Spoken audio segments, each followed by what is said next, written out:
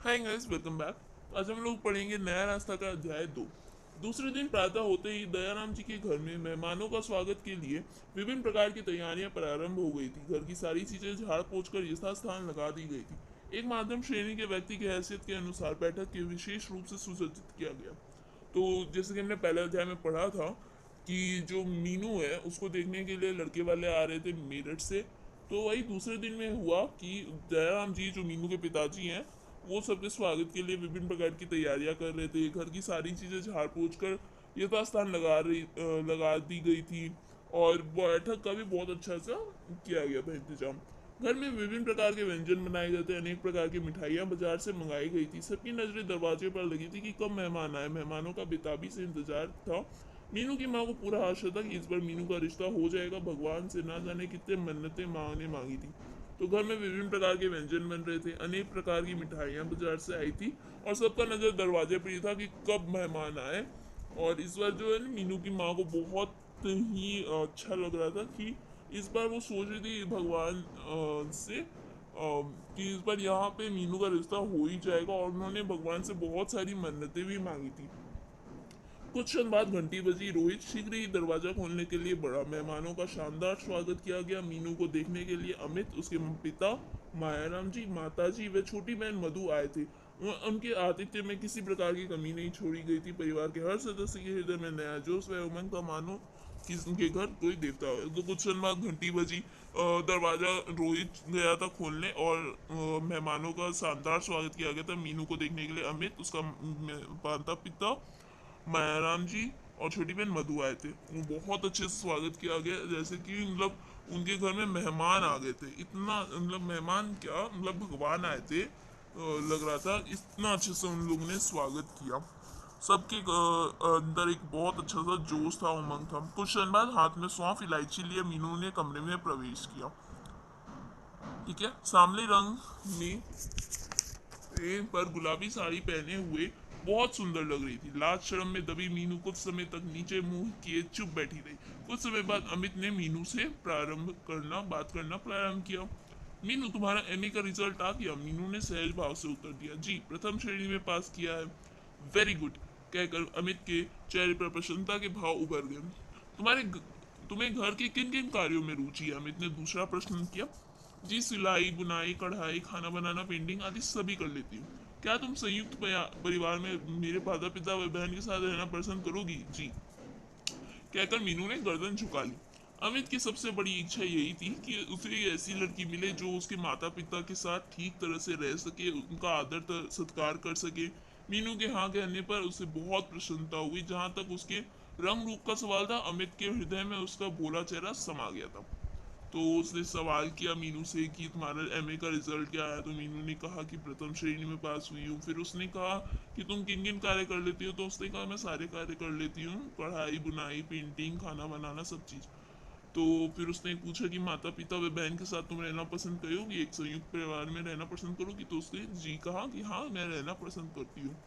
तो अमित को बहुत अच्छा लगा कि अमित की बहुत बड़ा अच्छा एक इच्छा था, बहुत बड़ा इच्छा कि उसे एक ऐसी लड़की मिले जो उसके संयुक्त उसके माता पिता और उसकी बहन के साथ अच्छे से रहे। और जहाँ तक कि उसका रंग का सवाल था, तो मीनू का जो भोला चेहरा था उसके अमित के दिल में बस गया था। तभी मीनू की बहन आशा व भाई रोहित ने कमरे में प्रवेश किया। अमित के माता पिता भी कमरे में आ गए। आशा को देखकर सबकी नजर उसके सुंदर चेहरे की ओर घूम गई, जिसमें नव युवन का निखार था। वैसे ही आशा रंग रूप में मीनू से कई ज्यादा अच्छी थी।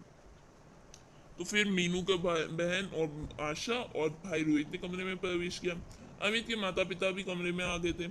आशा को देखकर सबकी नजर उस पर चली गई थी, क्योंकि वो बहुत सुंदर थी। नव यौवन का उसका पर निखार दिख रहा था साफ साफ। वैसे ही आशा रंग रूप में मीनू से बहुत अच्छी दिखती थी। अमित व उसके माता पिता ने आशा से प्रश्न किए। आशा हंस हंस कर सबका उत्तर दे रही थी। मीनू की माँ को ये सब अच्छा नहीं लग रहा था। उन्हें इस बात का आभास था कि आशा मीनू से कई ज्यादा रूपवती है। तो अमित और उसके मम्मी पापा आशा से प्रश्न करने लग गए। आशा जो है हंस हंस कर सबका उत्तर दे रही थी। तो मीनू की माँ को ये सब अच्छा नहीं लग रहा था, क्योंकि वो जानती थी कि आशा मीनू से कई ज्यादा सुंदर है। जब लड़का लड़की को देखने आए तो यह समय एक परीक्षा का समय होता है।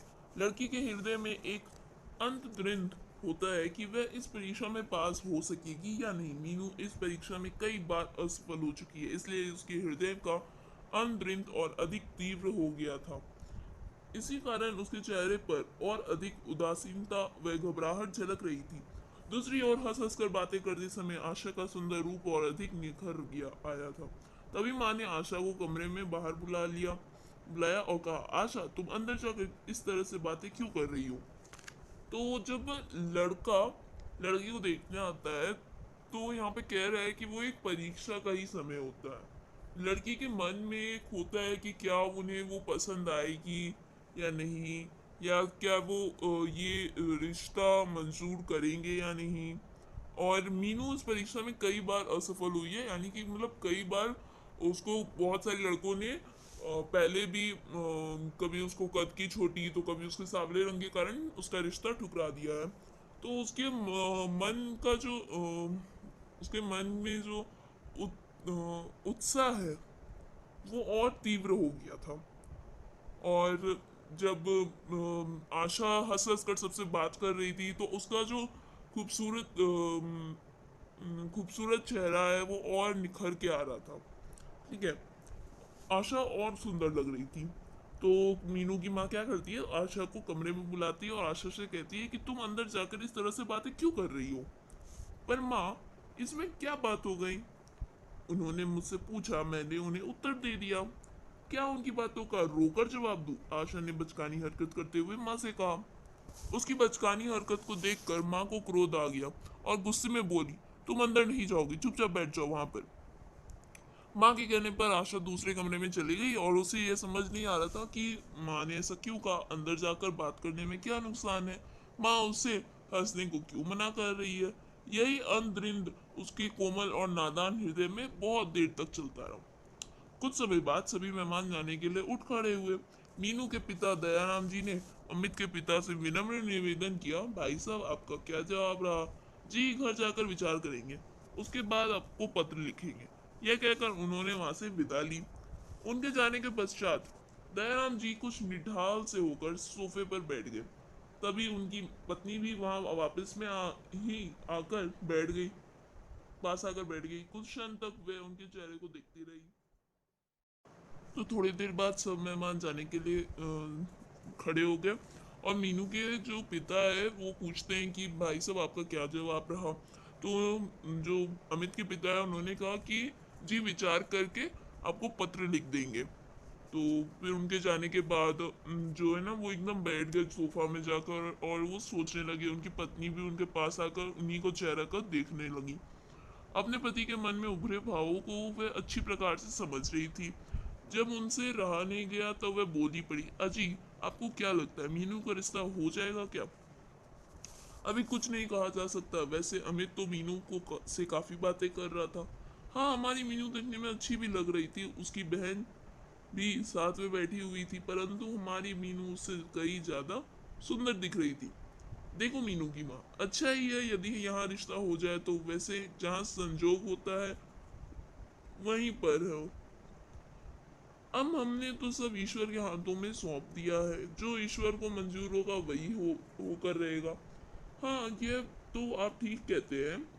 इसी बीच मीनू भी अंदर कमरे में आशा के पास चली गई।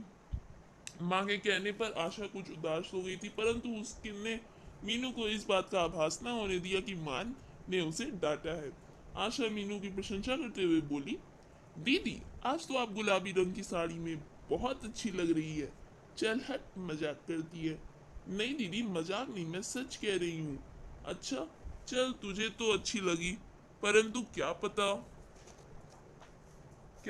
क्या, जिन्हें पसंद आनी चाहिए उन्हें तो पसंद अवश्य पसंद आई होगी। देखो क्या होता है, कहकर मीनू अपनी साड़ी बदलने चली गई। तो गाइस, अगर आपको ये वाला अच्छा लगा तो प्लीज़ सब्सक्राइब करिएगा मेरे चैनल को, लाइक शेयर और कमेंट भी करिएगा कि आगे आपको और कौन से सब्जेक्ट का वीडियोस चाहिए।